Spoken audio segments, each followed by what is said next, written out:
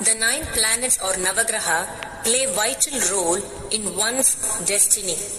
Their positions in a person's horoscope determine the nature of his life. Navagraha Mantraha helps to remove any malefic effects of these 9 planets in one's horoscope.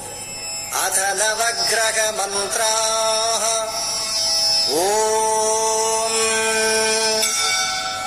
Atha Aditya Mantraha Om Krishnena Rajasa Vartamano Nivesayam Namritam Matyam Ja Iranjajena Savitarathena Devo Yadi Bhuvanani Pashyanne Agnim Dhutam Vrenimage Hotaram Vishwavedasam Asya Jagyasya Sukratum